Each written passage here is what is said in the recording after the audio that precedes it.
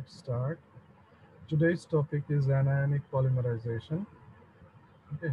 It is quite similar to cationic polymerization. Uh,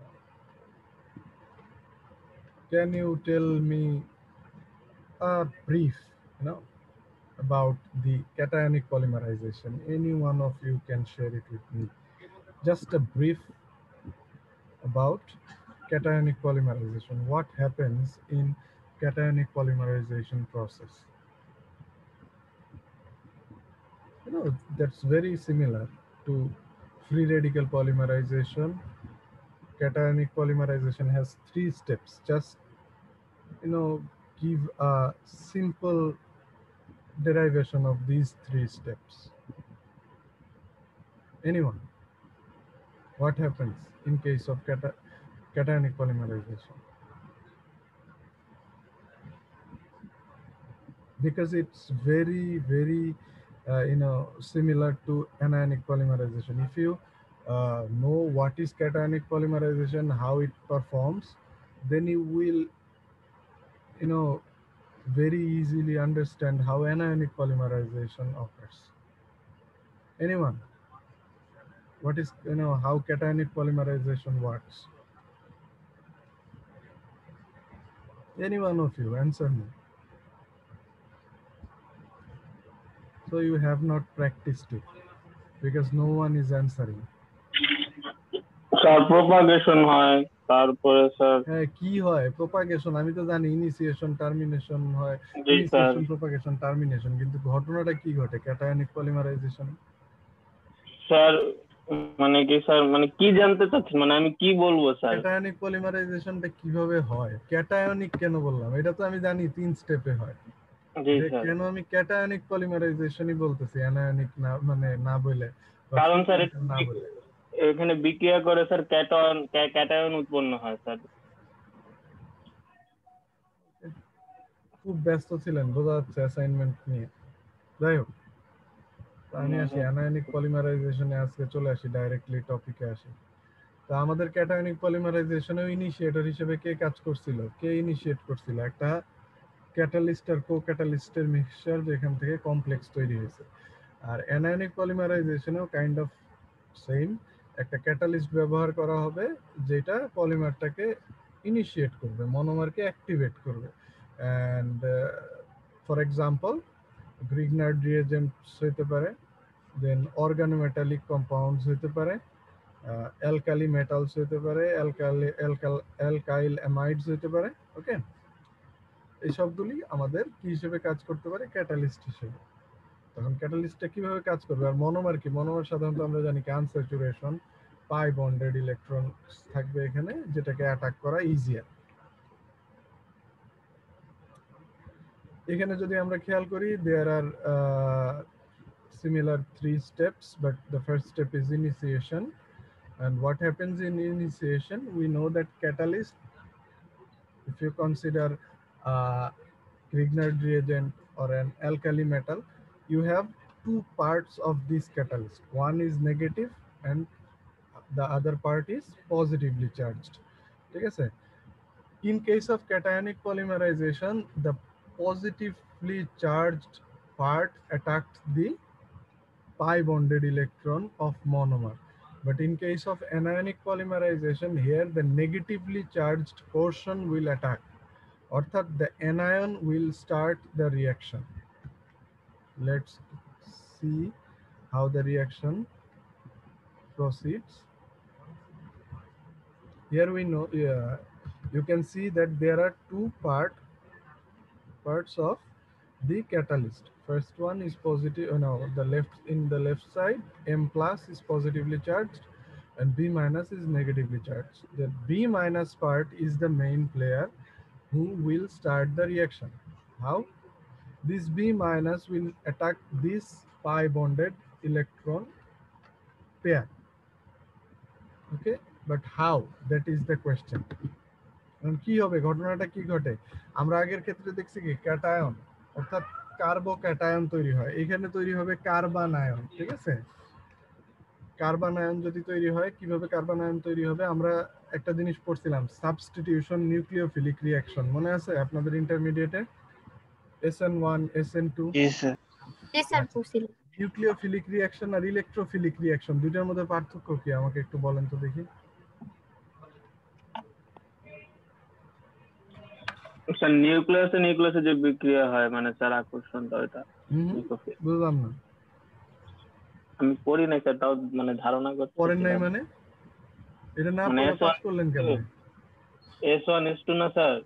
S1 না SN1 SN2 জি sir, ওই যে এটা না পড়ে আপনি পাস করে আসছেন ইন্টারমিডিয়েট? জি স্যার A+ পাইছি। এটা তো অনেক ইম্পর্টেন্ট। বাবা কেমিস্ট্রিতে A+ আছে, এই SN1 না পড়ে SN2 না পড়ে। ভালো। কি আপনাদের বইয়ে ছিল না নাকি?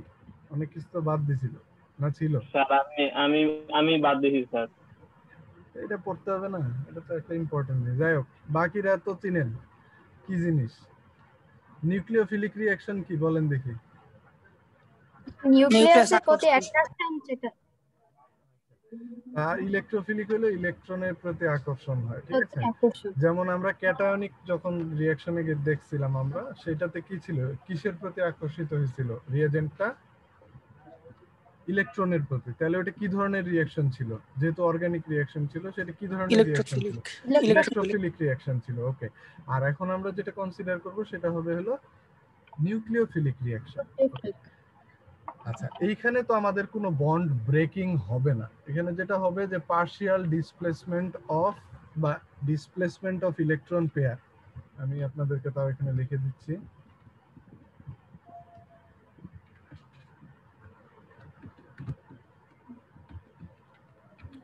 Displacement of electron pair, ঠিক আছে? ডিসপ্লেসমেন্ট অফ ইলেকট্রন পেয়ার, এই পেয়ারটা কি হবে, কোন পেয়ার হবে? পাই বন্ডেড, ঠিক আছে? ভেরি সিম্পল, খেয়াল করেন।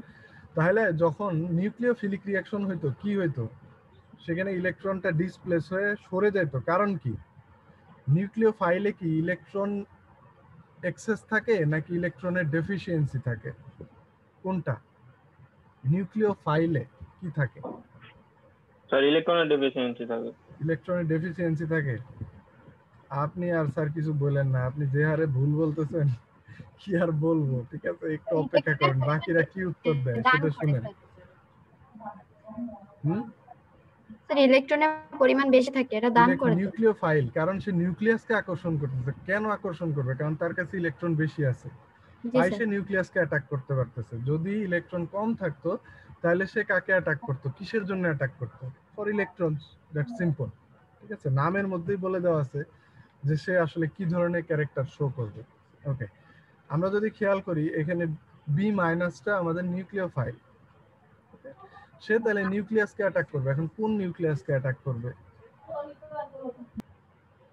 আমরা ধরি লেফট সাইডে যে কার্বনটা আছে সেই কার্বনটাকে সে অ্যাটাক করতে চাচ্ছে, ঠিক আছে?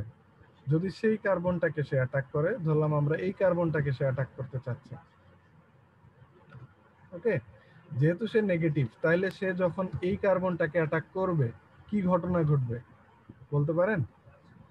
সে তো নিজের কাছে এক্সট্রা ইলেকট্রন আছে, এ পেয়ার অফ ইলেকট্রন, যেমন নাইট্রোজেনে থাকে, অক্সিজেনে থাকে, এরকম পেয়ার অফ ইলেকট্রন আছে।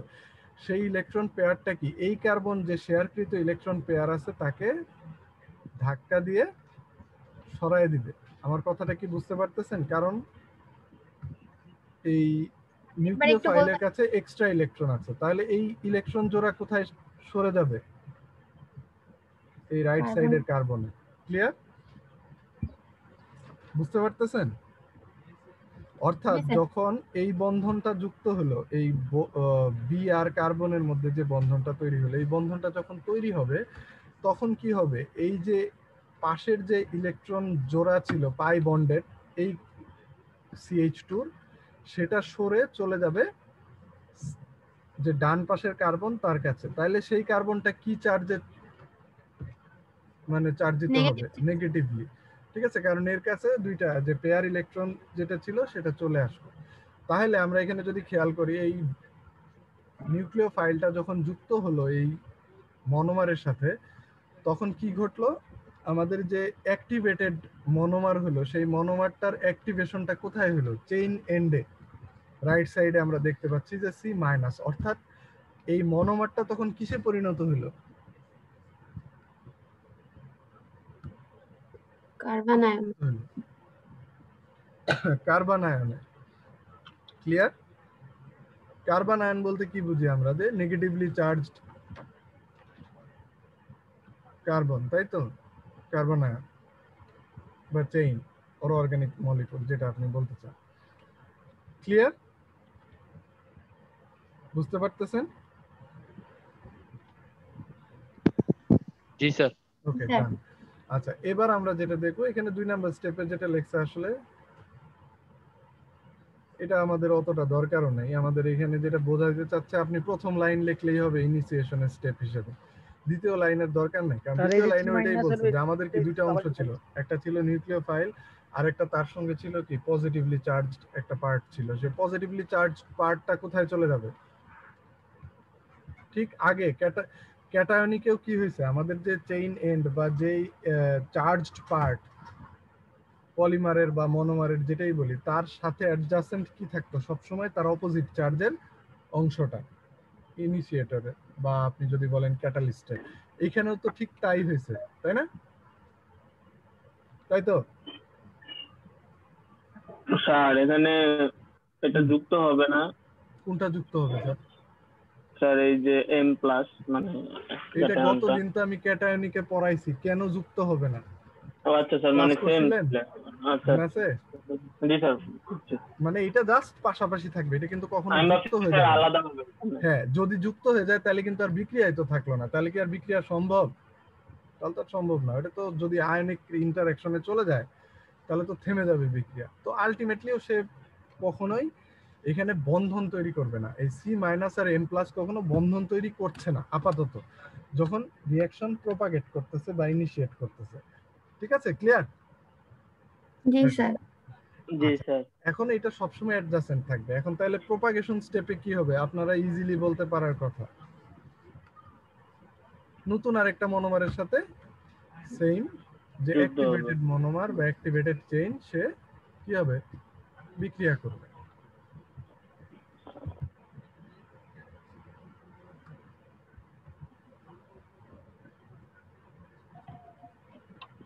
So let's look at this example of propagating chain, one propagating chain or activated chain. What happens in this reaction? You can clearly see that this activated chain has key negative charge at its end, তাই না? এই চেইনের এন্ডে কি আছে, একটা negatively charged carbon আছে। আচ্ছা, আর M প্লাসটা কিন্তু এটার সঙ্গে যুক্ত না বন্ধনের মাধ্যমে, জাস্ট এটার সাথে কি অ্যাডজাসেন্ট অবস্থায় আছে অ্যাট্রাকশনের কারণে, যেহেতু পজিটিভলি নেগেটিভলি চার্জড, সুতরাং জাস্ট এটা পাশাপাশি আছে, but there is no strong or specific bond between this two ions. Okay, clear? আরেকটা জিনিস যেটা মাথায় রাখতে হবে, এটা কি এখানে যে এরকম দেখানো হয়েছে, এটার কারণ কি, এই জিগজ্যাগ সাইনের কারণ কি? প্রপাগেশন হচ্ছে, এটা বোঝায়। এই জিগজ্যাগ দিয়ে কি বুঝাইলো? প্রপাগেশন হচ্ছে এটা বোঝায়। আর কেউ অ্যানসার দিতে পারে? চেইন আছে, চেইন আছে, সাথে চেইন আছে, ঠিক আছে, এজন্য আপনার প্রশ্নের উত্তর আমি বুঝছি যে প্রপাগেট করতেছে, বাট ওটা স্পেসিফিক্যালি কি বোঝায়? সেটা বোঝায় যে একটা চেইন, তাই না? এই যে প্রত্যেকটা কর্নার যে আছে, এই কর্নারগুলিতে সাধারণত কার্বন ধরা হয়, বা এটা অ্যাপ্রক্সিমেটলি আপনার জিগজ্যাগ দিয়ে বোঝানো হচ্ছে যে অসংখ্য কার্বনের একটা চেইন এখানে যুক্ত আছে এই CH2 এর সঙ্গে। ক্লিয়ার? ওকে, অর্থাৎ এটা অলরেডি প্রপাগেট করে ফেলছে, এটার সঙ্গে অনেকগুলি মনোমার অলরেডি অ্যাডেড, এটাই বোঝাচ্ছে। আচ্ছা, তাহলে এইখানে কি ঘটবে বলেন দেখি?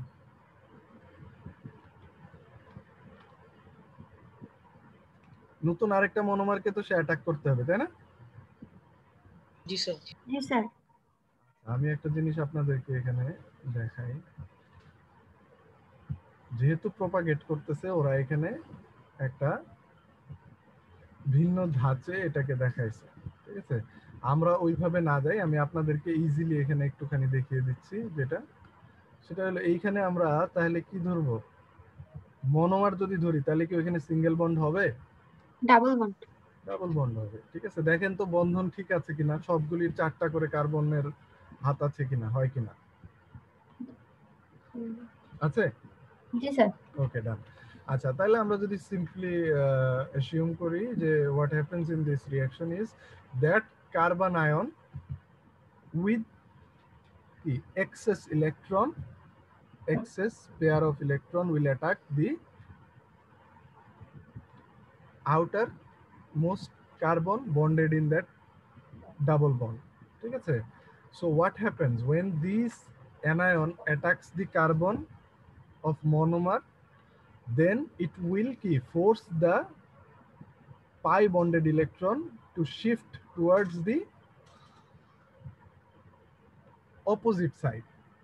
যেখানে আমাদের এই নিউক্লিওফাইলটা যুক্ত হবে, সে যার সাথে যুক্ত হচ্ছে তার সাথে যে পাই বন্ডেড ইলেকট্রন পেয়ার ছিল সেটাকে কি করবে, কোন দিকে ধাক্কা দিবে? অপোজিট দিকে। আগে কি হয়েছিল মনে করেন, যদি ক্যাটায়নিকের ক্ষেত্রে কি হয়েছে, নিজের দিকে টেনে নিয়ে আসছে, তাই না? জি স্যার।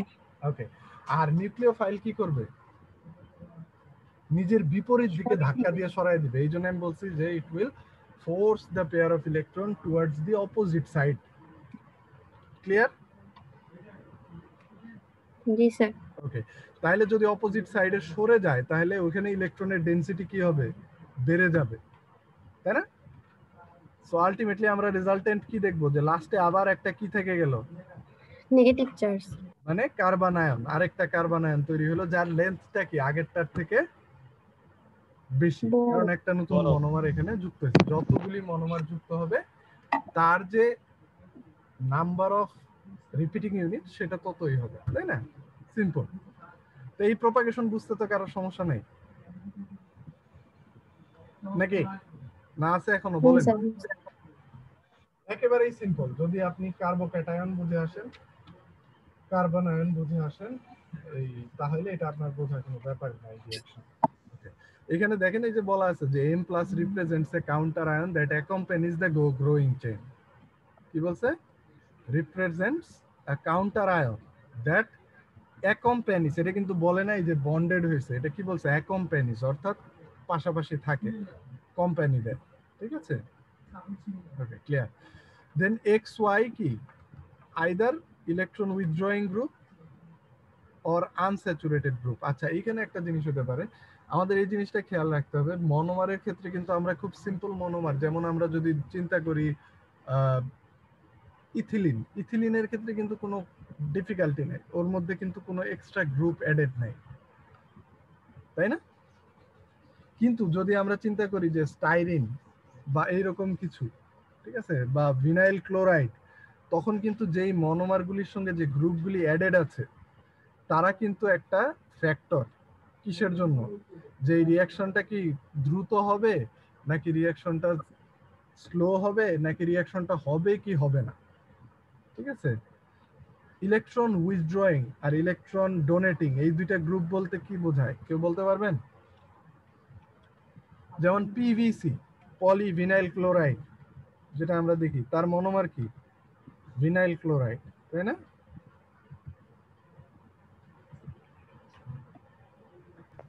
জি স্যার।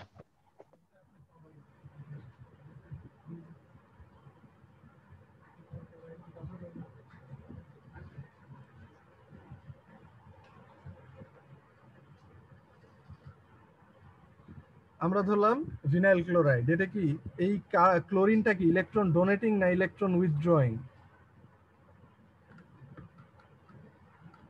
বলেন দেখি।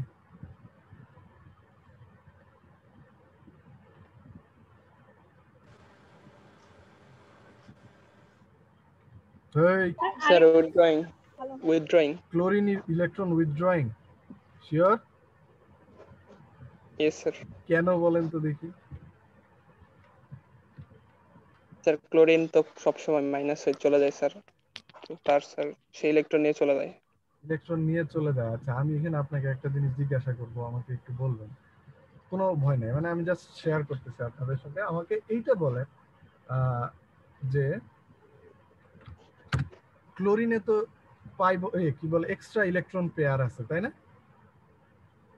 আছে না? জি স্যার। জি স্যার আছে। হ্যাঁ তাহলে সে ইলেকট্রন ডোনেট না করে কেন নিচ্ছে? স্যার, অষ্টক পূরণের জন্য। অষ্টক পূরণের জন্য।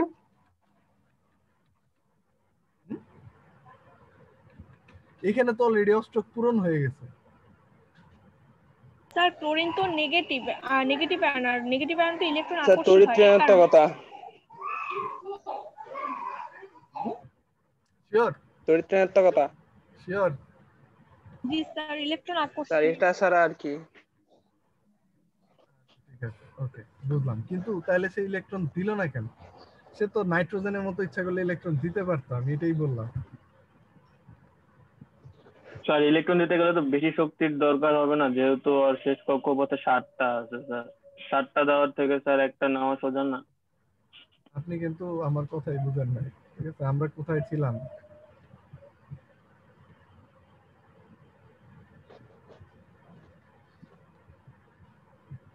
আপনি যেটা বলতেছেন ইলেকট্রন যদি দান করে দেয়, তাই না? তাহলে কি হবে? আপনাদেরকে একটা উত্তর দেখাইতে চাচ্ছিলাম আমি, তোর তার আগে উত্তর দিয়ে দিছে, আমাকে আর দেখাইতে হলো না, ঠিক আছে? সবার জন্য আমি দেখাইতে চাচ্ছিলাম। ওকে, যে কারণটা বলে দিছে সেটা হলো ইলেকট্রোনেগেটিভিটি। ইলেকট্রোনেগেটিভিটির কারণে নাকি কি হয়? ইলেকট্রন নিজের দিকে টানার একটা প্রবণতা তৈরি জি হয়, স্যার। তাই জি না? স্যার। জি স্যার। ক্লোরিন, অক্সিজেন এরা নিজেদের দিকে শেয়ারকৃত ইলেকট্রনটাকে টেনে নেয়, সো এরা ইলেকট্রন উইথড্রয়িং গ্রুপ, ঠিক আছে? আরেকটা আমরা যদি দেখি, দাঁড়ান আমি স্যার আপনি এত কনফিউশন করেন কেন স্যার? যাতে আপনাদের মাথায় থেকে দেয় জিনিসটা কি ব্যাপার। স্ক্রিন আমি শেয়ার করতেছি। স্যার আনসার দিয়ে ভয় থাকে স্যার, যে ভুলই ভয় গেল। পাওয়ার কি আছে? আপনি তো এটার জন্য আপনার কোনো মার্কস কাটা যাবে না, কাটা যাবে কি? জি আপনাদের এখানে কি অ্যানায়নিক পলিমারাইজেশনের স্ক্রিনটা শেয়ার করা? জি স্যার, আছে তো স্যার। আচ্ছা, না, আমি চেষ্টা করতেছি। আমার কাছে মনে হচ্ছে আমার স্ক্রিনে দেখাচ্ছে এমন ভাবে যে আমার মনে হচ্ছে চলে গেছে, আমি জন্য বারবার ওটা আনার চেষ্টা করতেছিলাম। ওকে, ডান। আচ্ছা, এখন খেয়াল করেন এটার প্রভাবটা কি সেটা আপনাকে জানতে হবে। যেমন আমরা ইলেকট্রন দেখেন, এইটার নিচে কিন্তু ইলেকট্রন উইথড্রয়িং গ্রুপ আরো দেখানো আছে। যেমন আর কে কে আছে? সায়ানাইড দেখানো আছে, স্টাইরিন দেখানো আছে, তাই না? দেখানো আপনারা দেখতে পাচ্ছেন তো নিচে? স্যার স্লাইডের এই নিচে, যে স্যার, এই যে। হ্যাঁ, জি স্যার। স্লাইডের নিচে রেড ডিক্রিজ করতেছে। কারণ কি? জি জি জি স্যার। জি স্যার। ইলেকট্রন উইথড্রয়িং গ্রুপ যত অ্যাড হবে তত রিঅ্যাকশনটা স্লো হবে। কেন?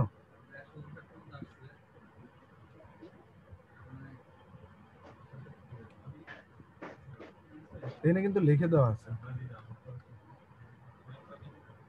এই যে XY, it either electron withdrawing group or unsaturated group, ঠিক আছে? রেজোনেন্স। কেন? এরা capable of resonance stabilization of negative charge, মনে আছে? resonance stabilization। জি স্যার।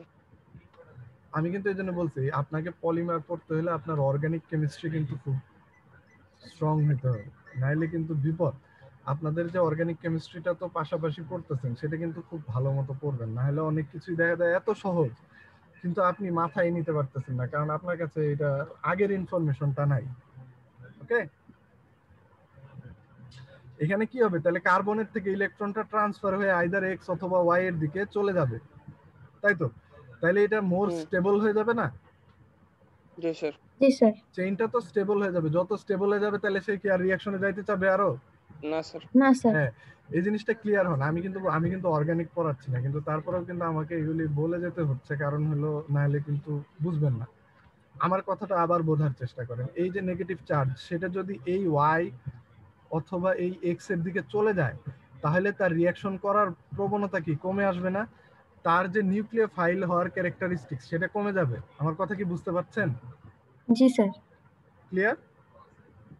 কারণ ও যত নেগেটিভ হবে তত আরেকটাকে অ্যাটাক করতে চাবে, পাই বন্ডকে নিউক্লিওফাইল হিসেবে। যদি ওর নেগেটিভিটি কমে যায় তাহলেও কি আরেকটাকে অত স্ট্রং নিউক্লিওফাইল হিসেবে অন্য একটা মনোমারকে অ্যাটাক করতে পারবে না। ক্লিয়ার? অর্থাৎ যত ইলেকট্রন উইথড্রয়িং গ্রুপের স্ট্রেংথ কি হবে, বাড়বে, তত ইলেকট্রন কি আকর্ষণ কমে যাবে। জি স্যার। আচ্ছা এই লাইনটা পড়েন তো দেখি। এনে কি লেখছে? Electron withdrawing withdrawing groups. যত স্ট্রেংথ কার বেশি, সায়ানাইডের না ডানে যাচ্ছেন যে অ্যাসিটেটের? সায়ানাইডের। সায়ানাইডের রেট কি বেশি? জি স্যার।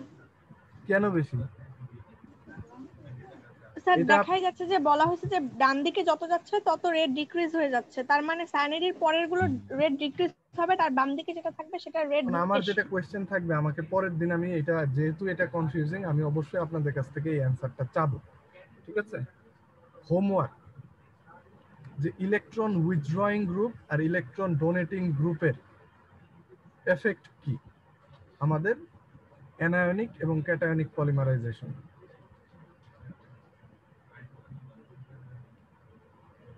লিখে ফেলেন খাতায়, বাংলায় লেখেন।